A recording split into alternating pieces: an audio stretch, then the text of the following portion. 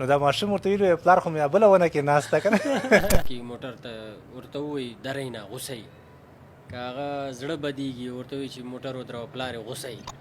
نو چې ته د خپل ماشوم سره مینه او محبت ونه کړې هغه به له تا سره څنګه مینه او محبت وکړي زه هم خیر دی لږ د ګیم هم وکړي لږ د خپل درس هم ووایي ادع إلى سبيل ربك بالحكمة. السلام علیکم ورحمت الله. حکمه پاډکاسټ ته ښه راغلاست. دا ویډیو تاسو د قمر انسټیټیوټ فیسبوک پاڼه او یوټیوب چینل کې لیدلی شئ او په ساوند کلاود کې اورېدلی شئ. په تیر خپرونه کې موږ د ماشومانو په حقوقو باندې بحث کوو.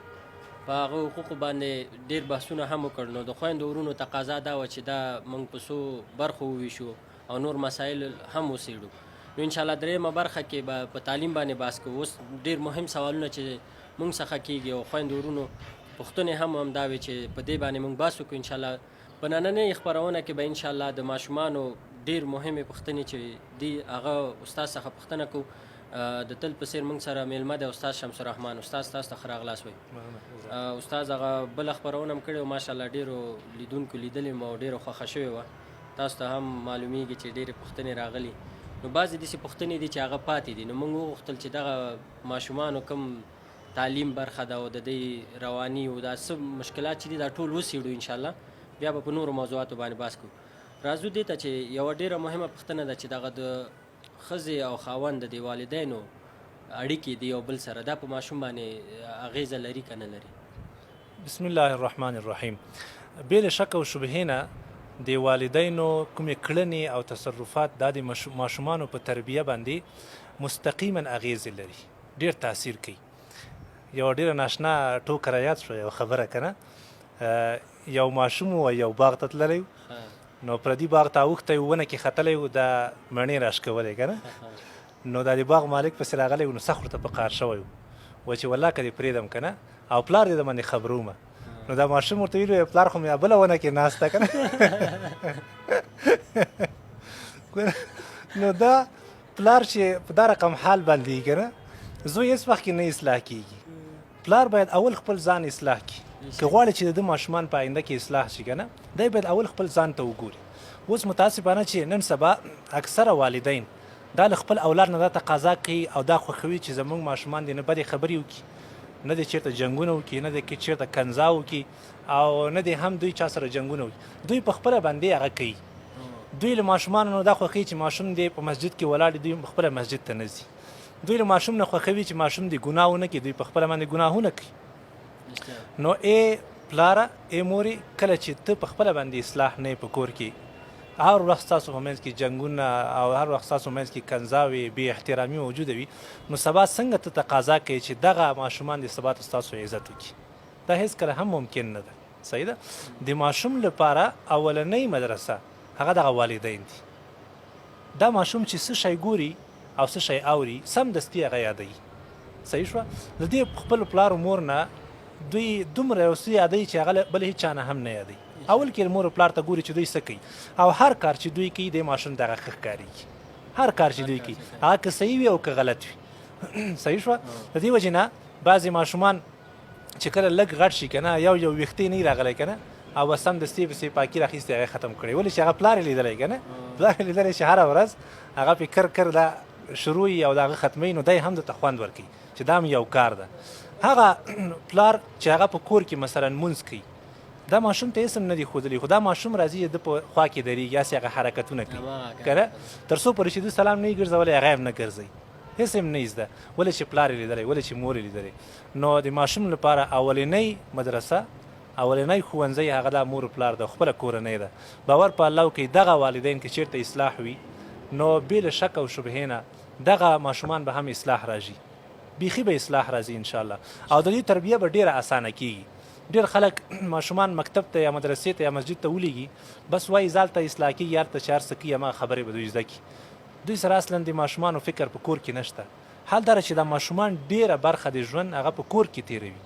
صحیح ده. ښوونځي ته یو څو ساعتو لپاره ځي، مسجد ته یو څو ساعتو لپاره ځي، ملګرو سره دوی یو څو ساعتو، لیکن اکثره ژوند د دوی برخه هغه دوی په خپل کور کې تېروي. نو چې کله کور کې اصلاح وي خپل مور او پلار په صحیح طریقه باندې روان وي، په اخلاقو باندې ژوند کوي، نو دغه ماشوم نه هم یو با اخلاقه یو مهذب انسان جوړیږي. او دغه ماشوم کله چې د مور او پلار په خپل منځ کې درناوی ویني، باور کوي دغه ماشوم هم په خپله باندې یو محترم انسان له دې نه جوړیږي او د هر چا درناوی په نظر کې نیسي. لیکن کله چې مور ګوري پلار سپکوي، پلار ګوري چې مور سپکوي، دی هم د بل چا په عزت باندې بیا سبا صرفه نه کوي. صحیح شوه؟ ځکه د دی اصلا د عزت او د احترام په قدر باندې نه ده پوه شوی. نو دا لازم خبره ده چې مور او پلار باید اول کې خپل ځانونه اصلاح کړي، د دې لپاره چې الله جل جلاله د اولاد ته هم د دوی هدایت وکړي او الله اولاد د دوی په صحیح طریقه باندې وروزل شي. مننه استاد. خو بل یو ستونزه هم شته چې دا کله چې مور او پلار ډیر زیات جنګونه کوي، د ماشوم باندې روحي هغه فکري اضطراب هم ډیر زیات وي. بعضې ماشومان مکتب کې ډیر چپ وي، ارام وي، هغه سره تل بعضې نور شاګردان یا ملګري چې ورته قصې کوي چې موږ پلار سره چکر ته تللي مور سره چکر ته تللي، نو د خپل په ذهن کې هغه خپل پلار او مور هغه جنګ او هغه اضطراب او هغه حالت فکر کې پاتې کیږي. دا واقعا ډیر ناوړه او سلبي تاثیر کوي که نه. نن سبا باور وکړئ واړو واړو ماشومان دي جنګونه کوي، لانجې کوي که نه، او کنځاوې کوي. دا ولې چې دوی په کور کې د راحت او د سکون نه ډکه فضا هېڅکله هم نه ده لیدلې. د دې وجې نه ډېر ځوانان موږ لیدلي شکایت کوي که نه، وایي چېرته هم موږ د پلار مینه نه ده لیدلې، د پلار مینه هم نه ده لیدلې که نه، دوی محروم پاتې شوي دي. نو چې ته د خپل ماشوم سره مینه او محبت ونه کړې، هغه به له تا سره څنګه مینه او محبت وکړي؟ هغه دا ځي د باندې ځان ته څوک داسې پیدا کوي، هغه که ښه و که بد و، ځان لپاره پیدا کوي چې دی ورسره مینه او محبت وکړي. صحیح شوه؟ ځکه دا د هر انسان ضرورت ده، اړتیا ده. نو مور پلار باید داسې یوه فضا په کور کې برابره کړي چې د دوی ماشومانو ته آینده کې رواني تکلیفونه پیدا نه شي. ډېر ماشومان ځوانان نن سبا چې په دغه رقم ناراحتي باندې اخته دي که نه، یا په تشویشونه ډېر زیات کوي، سوچونه کوي یا غمونه کوي. دغه وجه دا ده چې کور کې د دوی مینه او محبت نشته، د دوی کور کې فضا خرابه ده، نو هغه د باندې بیا هم انعکاس کوي. ډېر داسې شاګردان سره چې د خپل استادانو سره جنګونه کړي دي، وهلي دي، ټکولي دي که نه، کنځاوې ورته کړي دي. ډېر داسې ماشومان دي چې د بد اخلاقي د وجې نه له ښوونځیو راشړل سوي دي. د دې دا وجه دا ده چې په کور کې د هغوی فضا خرابه ده، نو د باندې هم همه رقم بیا دا ماشومان تصرف کوي. مننه استاد. یو بله ستونزه شته خو ډېر زیات په خویندو کې ده، خپل ماشومانو ته دې خیرا کوي او ډېر وهل او ډبولي که نه، یا یې مثلا وهي یا خیرا خو خیرې خو خویندې ډېرې کوي، او یا یې ویروي شپې له طرفه، یا له بیرون باباو ده یا چی ده یا پیریان راغل که نه، نو دغه څنګه د شریعت نګاه دا کله چې موږ تاسو ماشوم ډارو که نه، په حقیقت کې د هغه ټول عمر بربادوو، د هغه شخصیت تباه کوو. اوس مثلا زموږ استاد په ټولنه کې دا یو ډېره ناوړه پدیده ده، پیشو نه ماشومان ډارول. پیشو څه شی ده؟ باور وکړئ که نه، زموږ یو خپل ده مشر سړی د 5 بچیانې دي، اوس هغه وایي زه د ماشومان له پیشو نه ډار شوی یم که نه، تر اوسه پورې وایي چې پیشو وینم که نه یو ډارېږم که نه. دا چې په عمر کې مې وایي نه دي لیدلي چې پیشو دې چا باندې ورخیز کړي که نه، او یا دې خوړلی یا دې مړ کړی یا دې شوګارې کړی، هېڅ خبره نشته، هېڅ خبره نه. خو دا په دې کور کې اله باو راغی، بباو ده، اله پیشو راغله خوري دی، اله پیریان دي، اله توره تیاره ده که نه. دا د ماشوم شخصیت تباه کول دي په حقیقت کې. ټول عمر دغه ماشوم بیا بې زړه راځي، ټول عمر بیا ډارېږي، هېڅ یو کار نشي کولی. هر قدم چې ږدي دی وایي چې اوس په دې ځای کې به ماته خطر متوجي. نو ولې ماشومان ډاروئ؟ باید موږ تاسو په کورونو کې هم مشرانو ته او کشرانو ته ټولو ته دا ووایو چې ګوره ماشومان به نه ډاروئ، ځکه چې ماشوم ته وډار کې اوسه نه، ټول عمر همه رقم بیا ډاران راځي. صحیح شوه؟ نو د ماشوم ته به همیشه لپاره زړه ورکوئ، ډاروئ بې نه. همدارنګه ماشوم ته به خیرا نه کوئ. دا ډېر متاسفانه زموږ ستاسو په ټولنه کې ناوړه دود ده چې وړو که نه غلطي ماشوم نه وشي، وړه غوندې غلطي بس پرې راشروع شي، الله دې تباه و برباد کړه که نه، الله دې وشرموه. صحیح شوه؟ او الله دې هېڅ عزت نه درکوي. بس دا ماشوم الله مکړه ټول عمر دغه بدې خبرې په ذهن کې ګرځي بیا، او که دغه خیره الله مکړه دغه ماشوم ته قبوله شوه، فرض کړه قبوله شوه که نه، نو آیا دا والدین په خپله باندې دا چې خیره کوي دوی په راحت کې نستی شي؟ ټول عمر دوی هم بیا ورسره ځورېږي که نه. وایي الله دې ستړی ستومانه لره، خو چې دی ستړی ستومانه شو او لاړه یا ورې حوزه کې وغورځېده، ته به هم ورسره ستړی ستومانه یا منډې تړلې ورپسې وهې. صحیح شوه؟ الله دې وشرموه، چې وشرمېده ته ورسره شرمېږې که نه، ته هم ورسره شرمېږې. ځکه دا خو خلک وایي چې دا د پلانکي زوی و، د پلانکي بچی ده که نه نو ته هم ورسره شرمېږي. د دې وجې نه په آثارو کې راغلي په احادیثو کې چې تاسو خپل اولاد ته دعا ښېراوې مه کوئ، ځکه کیدی شي دا خیرات داسې وخت کې قبول برابره شي چې هلته د دعا قبلېدو وخت وي، امین. نو هغه به قبوله شي، بیا به وروسته تاسو پښېمانه یې چې ولې مې دا خیرا کوله. بلکې د دې په ذمه د الله بندګانو دعاګانې وکړئ، ماشومانو ته خپلو بچیانو ته دعاګانې کوئ، دا اساسي خبره ده. قرآن شریف کې الله جل جلاله د ډېرو انبیاو صالحینو موږ او تاسو ته دغه دعاګانې را نقل کړي دي، بلکې وایي چې بهترین بندګان د الله مؤمنان که نه عباد الرحمن، هغوی چې کله دعاګانې کوي هغوی داسې وایي ربنا هب لنا من ازواجنا وذریاتنا قرة اعین، ای الله موږ ته داسې ښځې راکړي، داسې ماشومان، داسې اولاد راکړي چې زمونږ سترګې ورباندې یخې شي. دا د څه لپاره وایي؟ د دې لپاره چې ای مسلمانه د دعا نه غفلت مه کوه. د نیکو بندګانو دا خصلت دا صفت ده چې هغه به خپل اولاد ته دعا کوي، خپل اولاد ته دعا وکړي، د الله بندګانو رحم ورباندې وکړي. ګورئ دا ابراهیم علیه السلام هغه هم دعا کوي، الله جل جلاله قرآن شریف کې نقل کړې ده وجنبني وبني ان نعبد الاصنام، ای الله ما او زما بچی له شرک نه وساته. ګوره خپل ځان یادوي، خپل اولاد هم یادوي.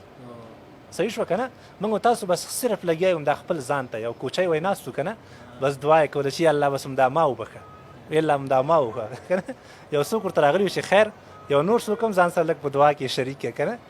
وایي زه په الله جل جلاله باندې بوج نه شم، نعوذ بالله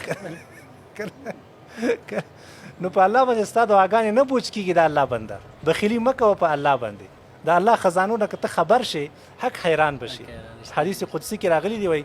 که چېرته اول نه تر آخره پورې دا ټول انسانان او پیریان په یو هغه کې راغونډ شي، په یو میدان کې ټول له الله نه وغواړي، الله به هر څه ورکړي. د الله په خزانو کې به دومره کمی راشي لکه یو ستن چې په بحر کې ننباسي بیرته یې راوباسي، د هغه په سر کې څومره اوبه نښتي معمولي غوندې، دومره کمی به هم د الله په خزانو کې رانه شي. نو ته ولې د الله بنده بخیلي کوې؟ صحیح شوه؟ بل ځای کې هم الله جل جلاله دعا نقلی د پیغمبر رب هب لی من الصالحین، یا الله ما ته نیک صالح اولاد راک. چې ستا اولاد نیک صالح نه وي او شپه ورځ سرګردانه وي او کته پورته ګرځي بیکاره، نو ته به ورسره سرګردانه یې، ستا لاس هم پې نه سپکېږي، ته به ورسره الله مه کړه ذلیله. نو همیشه لپاره کوشش وکړئ چې خپلو ماشومانو ته دعاګانې وغواړئ. دغه ماشومان ستاسو سرمایه ګزاري د باور وکړه. نن یو څوک سرمایه ګزاري کوي که نه، پیسې مصرفوي د دې لپاره چې پیسې ورته سبا ته راوګټي، دغه ماشومان ستاسو عینا دغه رقم سرمایه ګزاري ده چې نن دا ماشوم صحیح ته وروزې، سبا ته دا ماشوم ستا په خیر تمامیږي، ستا عزت لټوي، ستا راحت لټوي، تا ته رزق ګټي. صحیح شوه؟ ستا لپاره یعنی یو بهترین یو انسان ګرځي چې ستا سره به مینه کوي، ستا سره به اخلاص کوي، تا سره به په ژوند کې ولاړي. نو همیشه لپاره کوشش کوئ چې ماشومانو ته دعاګانې وکړئ او په هیڅ وخت کې هم ښېراوې ونه کړئ. مننه خویندو، تاسو د استاد خبرې واورېدلې، نو دا ډېره مهمه ده چې ځکه اوسني ټولنه کې ډېر زیات دي دا خیره او دا شیان. هیله ده چې کوم قسم شوې ده نه پوهېږم چې رښتیا ده که څنګه ده، وایي چې کعبې کوم امام وي مور به مې ماشومتوب کې راته خیرې کول چې الله دې د کعبې امام کړه، چې کله به مې نارامي کوله هغه به راته ویل چې الله دې د کعبې امام کړه. نو راځو، دا واقعا مهمه خبره ده.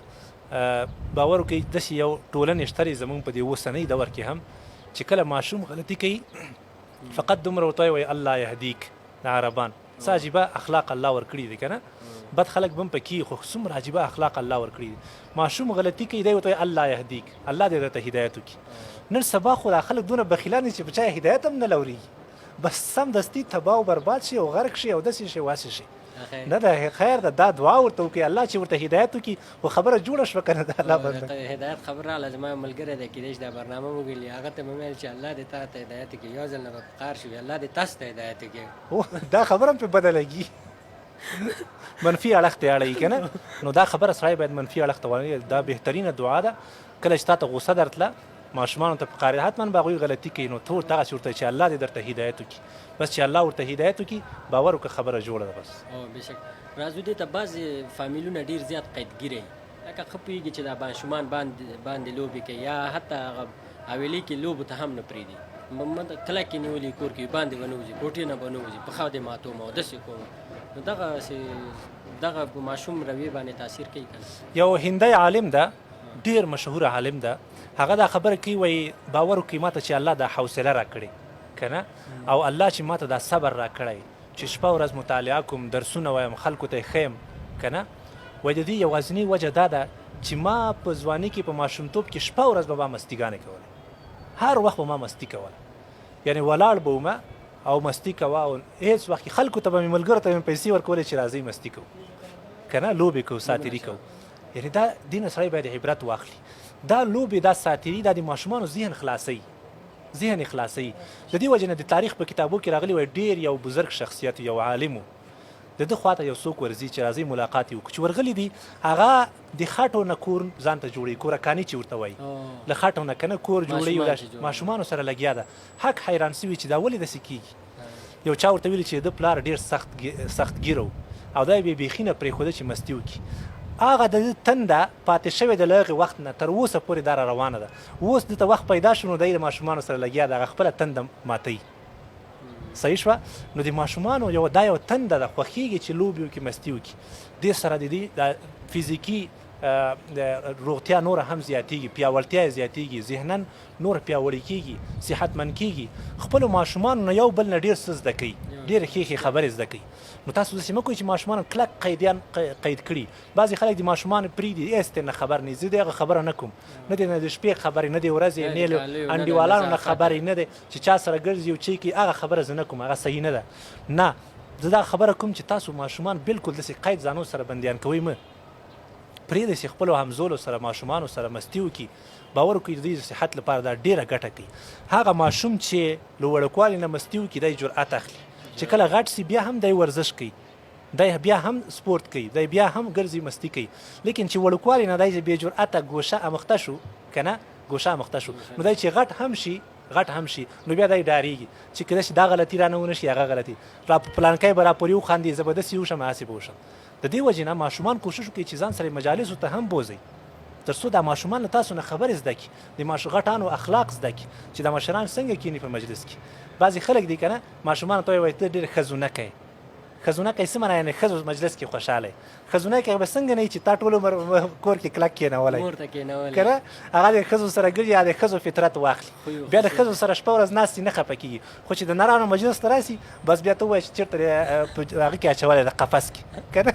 نو دا ماشومان خیر لږ لږ ځان سره راوړئ د الله بندګانو راوباسئ له دې کوره مجلسونو کې مجلس ته جومات ته بیایي هغه عالم وایي چې د ماشومانو تګ راتګ و شور ماشور په مجلس کې نه لیدې که نه نو تاسو وډارسئ چې د آینده امت به سره قامي مسجدونو ته بیایي خیر ده که لږ شور وکړي هغه وکړي که نه نن سبا خو هغه دي د خلک هم عجیبه دي خو الله دې رحم وکړي کوشش وکړئ چې ماشومان ځان سره په دې ژوند کې شریک کړي او ماشومانو ته بیخي ځانونه بیخي د ملګرو په شان معرفي کوي دا ماشوم ته چې ته خپل ځان ملګری کې تا سره بیا مینه هم کوي رفت آمد هم سره کوي خپل حل هم درته وایي مستی هم کور کې مستی وکړي د الله بندګانو باور وکړئ زما ماما ده که نه نو ما ورته ویلې ما له داسې وکړه چې ته فارغه یې د توپ واخله خپلو ماشومانو سره توپ کوه هغه ته داسې ناشنا ښکاره کېده که نه سوچونه او هغه به ورته ورتله نو دا یې تللی و یوارې منډۍ ته دا توپونه یې اخیستي وو څومره ارزان ورته تمام شو که نه دومره ارزان او داسې خوشحاله و یو درجن یې اخیستي وو دا ماشومانو سره د توپ شروع کړ اوس چې زه ورته وایم پرېږده نه یې پرېږدي دا ساتیري یعنې داسې یو خوند لري که نه باور وکړه ته یو ورځ ماشومان خو پرېږده دا ځوانان یو ورځ راجګ شئ او ته مستی وکړه ساتیري وکړه د خپلو همزولو سره ځان دې ستړی کړه دا ذهني بوج به دې مکمل ختم شي نو ماشومانو ته کوشش وکړئ چې دغه زمینه برابره کړئ پرېږدئ چې مستی وکړي او لوبې وکړي دا موبایلونه دا شیونه هم ماشومان ډېر خوښوي کمپیوټر او لیپټاپ داسې مه کوئ چې دا مکمل له دوی نه یو طرف ته وساتئ او بیخي ور پرې نه دی ځکه دا که چېرته غټ شي بیا آینده کې شروع پې کوي بس بیا بیخي نه ترې راګرځي صحیح شوه خپله زمونږ یو ډېر با تجربه ملګری و هغه ویلې وایي ما تحقیق کړی دی په دې باندې دوه ماشومانو هغه وایي یو ماشوم و غټ مالک ترې جوړ شوی خو بیخي گیمونه نه پرېښودل وایي ما یې پلار نه پوښتنه وکړه چې د وړوکوالي کې څه حال وایي ما دا مکمل له گیم نه منې کړی و چې یو گیم هم نشو رانه کوی شپه ورځ مې پې درسونه ویلي ګورې هغه تندی پاتې شو غټ هلک شو اوس یې نه پرېږدي او دا بل هلک شپه ورځ یې سبقونه ویلي پلار یې پرېښی چې دی ګیمونه وکړي مستي وکړي نو ته ماشومانو ته خیر ده دا موبایل کمپیوټر دی که وس دی کېږي د خپل وس مطابق که نه لږ ورته برابر که خو داسې مه کوو چې شپه ورځ ورته ناست دي خیر د دې نه دې دا دې هم وکړي هغه د لوبو نورې ساتګریانې دې هم وکړي ذهن یې ورسره ښه کېږي ساعت یې تېرېږي انشاءالله آینده به هم ښه وي او صحت ته هم ګټه رسوي او رواني لحاظ هم انشاءالله دا ډېرې مثبتې اغېزې لري موږ بیخي نه پرېږدو ګیم ته وهل او ټکول یا یې بیخي سبا نه تر مازدیګره گیم کې زه هم خیر دی لږ د ګیم هم وکړي لږ د خپل درس هم ووایي د دیني او مکتب او هر څه وکړي که نه لږ د ماشومان سره هم لوبې وکړي او دا ماشومان یې لوبې کوي نو کوټه کوي کله چې کوټه کې هم لوبې وکړي په میندو بد لګېږي وایي دا شیان تیته وي خو هغه خو ماشومه د هغه ته ښه ښکاري چې دا الماریګانې ټولې تیتې کړي که نه کور کې نو راځو دې ته بعضې میندې داسې چې اولادونه یې غټان شي لکه لوی لوی هلکانې غټ هلکانې دې نارامي کې غلط کارونه کوي خو دا پلار او مور هېڅ نه منې کوي یعنې دومره ورته نه وي چې بچیه دغه غلط کار دی مه کوه ښه پوهېږي چې دا غلط کار دی نو دغې په اړه څه ماشومان ګوري چې هر یو کار کوي که نه هر یو کار کوي مخکې موږ دا په بله تېره حلقه کې ویلي چې هغه د خپل ذهن مطابق ښه کار کوي هر کار چې کوي هغه که یو پیاله ولې نه ماتوي یې که نه ده ته دا ښکارېږي چې دا ښه کار ده خوند ورته ورکوي خو ته داسې مه کوه چې ماشوم سره خپل ځان برابر کړي ماشوم ورته غوسه کېږه مه وهه یې مه تېر هغه کې موږ تفصیلي د وهلو په اړه باندې بحث کړی و که نه بعضې ظالمان خو چې شروع کړي ته به وایي چې سم پهلواني کوي که نه درز او غپه او وهه او ټکوه او سکان او لغتې او راچپک او سم زړه پې یې ښیي دا خو موږ ویلي وو مخکې الله دې د خلکو ته هدایت وکړي داسې مه کوئ که نه دا غلطیانې ماشومان کوي خو داسې هم نه چې هغه هر کار کوي او ته چوپه خوله ناست یې چې مه کوه چې اوس خفه نه شي نه په ښه طریقه باندې پوهوه نبی علیه الصلاة والسلام ناستو او یو ماشوم سره څنګ کې ناستو خوراک یې کاو نو د ماشومانو طبیعت ته چې هر ځینې شیان راغونډوي که نه دې خوا لاس وهه اخوا لاس وهه نبی علیه الصلاة والسلام ورته وویلې وایي یا غلام سم الله ای ماشومه بسم الله ووایه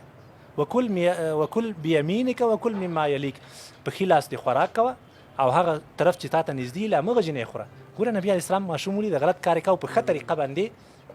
پوی که دغه وای ټول عمر بیا زبان دغه طریقه وه صحیح شوه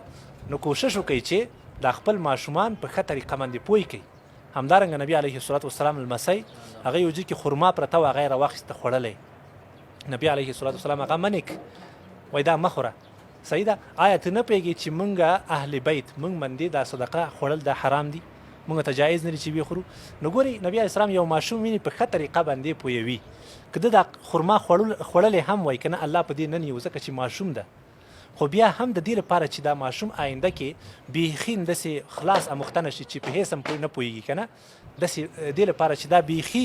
په تا باندې باک را نه وړي نو کوشش کوه چې په یوه طریقه باندې دا پوه کړي لنډه دا چې که ته غواړې چې آینده کې دا ماشومان ستا عزت وکړي او ستا په خبره باندې عمل وکړي کوشش وکړه کله چې غلط کار کوو ته هغه منې کوه صحیح شوه ځکه که ته دا ماشومان خپل منې نه کړي ډېر خلک دا وایي که نه وایي پرېږده وایي ماشوم ده پرېږده ماشوم ده یو وخت کې به بیا ورسره ګورو هغه چې غټ شي که نه بیا ده ته هېڅ اهمیت نه ورکوي د ده په خبره عمل نه کوي هغه د نورو خلکو پسې روان بیا نو کوشش کوه چې دا خپل ماشوم په کنټرول کې وساتي کله چې غلط کار کوو په ښه طریقه باندې منې کوه صحیح ده غلط کار کوو په ښه طریقه یې منې کوه انشاءالله ستا دا خبرې به په هغه باندې اغېزې لري او آینده کې به هم تا ته غوږ نیسي بې لارې کېږي به نه مننه استاد راځو دې ته چې دا خویندې او ورونه څنګه خپل ماشومان باندې رحم وکړي یعنې مهربانه واوسي موږ او تاسو همیشه وایو چې ماشومانو باندې موږ او تاسو باید رحم وکړو د رحم یو طریقه دا کېدلی شي چې موږ او تاسو ماشومانو باندې سلام واچو نبی علیه الصلاة والسلام به چې کله تېرېده په ماشومانو باندې به سلام اچو الله اکبر څه عجیبه اخلاق الله ورته ورکړي یعنی د شفقت د مرحمت مظاهره کول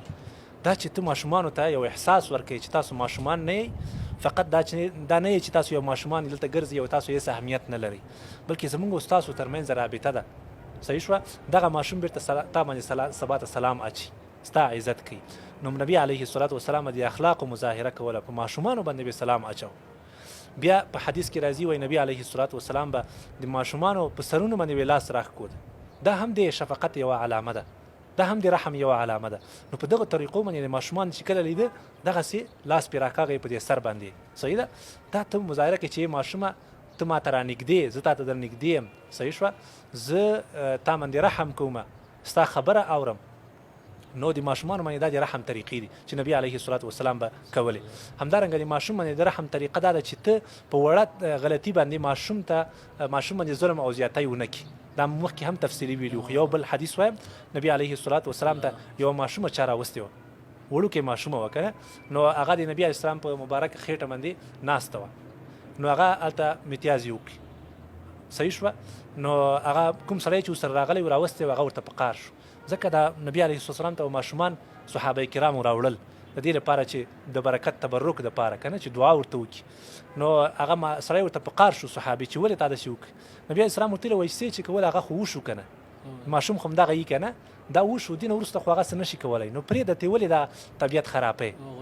پرېږده مه ورته غوسه کېږه. نبي علیه الصلاة والسلام هغه پرېښوده چې بیا وروسته ځان مبارک پاک کړو، کالي یې پاک کړو، اوبه یې راوغوښتلې که نه. نو دا د دې دلالت کوي چې موږ تاسو باید نهایت په ماشومانو باندې رحم وکړو، ماشومانو باندې ظلم او زیاتی ونه کړو، په هغوی باندې سلام واچو، ښې خبرې ورته وکړو، ورسره وخاندو، مستي ورسره وکړو. په دې طریقه باندې به انشاءالله موږ په ماشومانو باندې صحیح رحم کړی وي. او نبي علیه الصلاة والسلام فرمایي الراحمون یرحمهم الرحمن، څوک چې رحم کوي الله جل جلاله په هغوی باندې رحم کوي. ارحموا من فی الارض یرحمکم من فی السماء، د ځمکې والاو باندې رحم وکړئ چې الله جل جلاله په تاسو باندې رحم وکړي. نو انشاءالله چې تاسو رحم کوئ یاد ولرئ چې د دې رحم بدله به الله جل جلاله په پوره درکوي.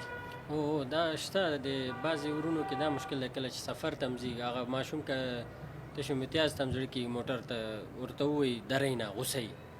که هغه زړه بدېږي ورته وایي چې موټر ودروه پلار یې غوسه یي که نه. نو بعضې دا عادتونه زموږ خپلو خپلوانو یا مثلا ملګرو انډیوالان کې شته. دویم چې ماشومان باندې ډېر مهربانه وي، خیر دی که واړه غلطیګانې هغه خو موږ پرې بحث کړی دی چې هغه په فکر باندې غلطي نه ده، یعنې هغه خپله دا کار کوي. نو په هر څه کې غوسه کېدلو، وار کولو، په وړه خبره دومره کوي چې دا بالغ یې هغه ځینې لاندې مه غورځوه نور ورته په قاري. نو فکر کوو خویندې ورونو خدای دې وکړي چې د استاد خبرو باندې تاسو عمل وکړئ.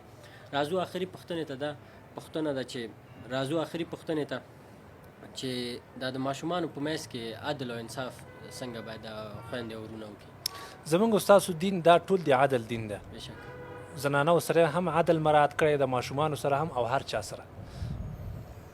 ماشومانو سره عدل معنا دا ده چې هر ماشوم ته خپل منزلت باندې ته قایل شي او خپل د هغه ځای وپېژني. مساوات دې ته وایي که نه چې مثلا ستا یو زوی ده 10 کلن تا ته راځي او پیسې راکړه، ته ده ته 100 روپۍ ورکړي. ستا یو بل زوی ده هغه 20 کلن ده تا ته راځي چې پیسې راکړه، ته هم هغه ته 100 روپۍ، دې ته مساوات وایي. دا په شریعت کې نشته، دا په اسلام کې نشته. مساوات دې ته وایي چې دغه شخص ته وګوري د هغه د حال سره سم ته فیصله وکړي. ستا 10 کلن ماشوم راځي تا نه پیسې غواړي، مثلا د هغه ضرورتونه دونه کم دي، ته باید کمې پیسې ورکړي، مثلا 50 ورکړي. 20 کلن زوی دې راځي که نه هغه ضرورتونه ډېر دي، ملګري دي، مکتب ته ځي، څه په کارېږي او یو څه بل څه که نه، نو ته داسې مه کوه چې هغه ته هم 50 بیا ورکوې، هغه ته یو څه زیات یې ورکړه، 100 1.5 100 200 چې څومره دې چې وسه رسېږي. صحیح شوه. نو کوشش وکړئ چې د خپل ماشومانو د خپل اولاد په منځ کې دا رقم عدل مراعات کړي.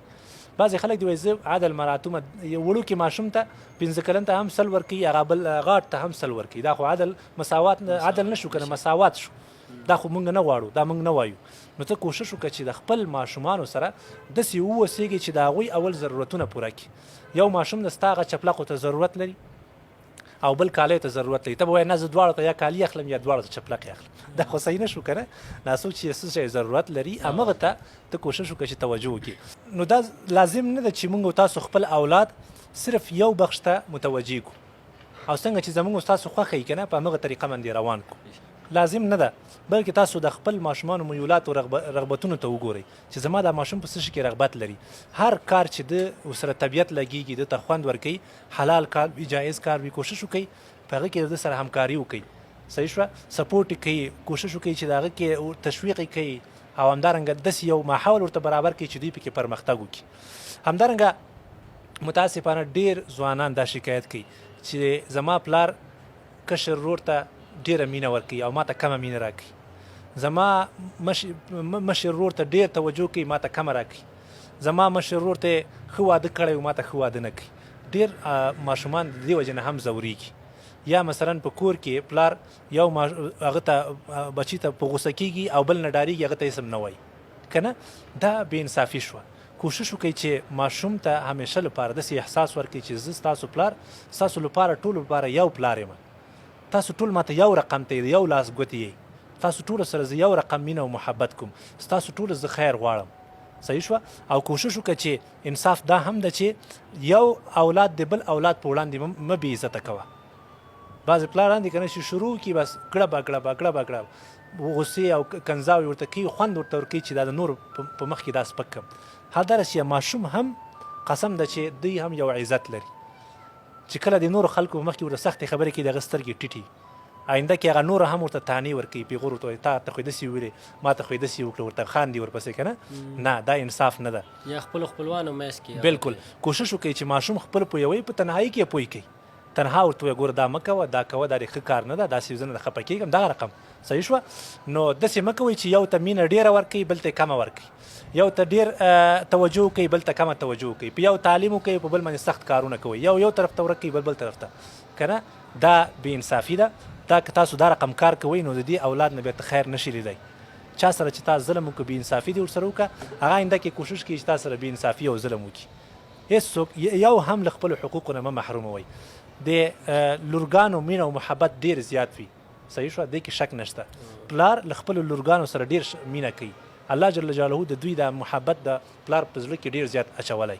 خو ته داسې مه کوه چې دا بچیان بیا بیخي محروم کړي صحیح شوه نبی علیه الصلاة والسلام په تېره حلقه کې موږ ویلو چې ماشومان به مچو کول ښکلول به صحیح شوه او دا د رحم یوه تقاضا ده نو تاسو هم کوشش کوئ چې دا ماشومان که یو دې مچو کوه بل هم مچو کوه داسې مه وایه چې زه دا دې قصه کې نه اوسېږم که یو دې په غېږ کې نیاوه بل هم ځان سره نیسه که یو دې بازار ته به دا بل هم ځان سره بیایه داسې مه وایه چې زه ته کښېنه او تا نه بیایم او دا بدې خبرې ورته کوي بعضې ورونه بیا د خپل وبخښه استاد خپل زامن ډېر زیات ګرځوي غېږ کې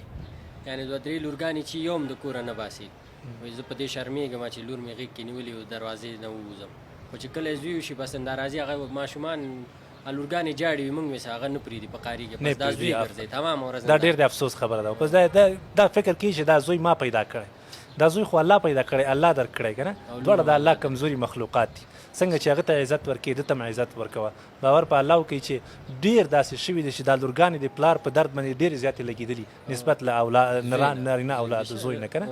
نو کوشش وکړئ انشاءالله چې د دواړو ترمنځ عدل او انصاف قایم کړئ انشاءالله دا اولاد به ستاسو هم قدرداني کوي تاسو ته به عزت هم درکوي او انشاءالله ستاسو په دنیا او آخرت کې به په درد باندې لګېږي الله جل جلاله دې دا اولاد زموږ ستاسو لپاره د سترګو یخوالی وګرځوي مننه استاد الله تعالی دې تاسو ته هم اجر درکړي انشاءالله په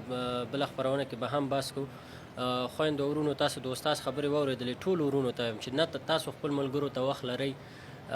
هر څه ته وخت لرئ ملګرتیا چکر ته نو خپل اولادونو ته هم وخت ورکئ داسې نه چې ټوله ورځ ګرځئ بیا مازدیګر چې کور ته راشي یو ماشوم یو خوا ووهه بل خوا ووهه یا دفتر کې سلانجۍ هغه هم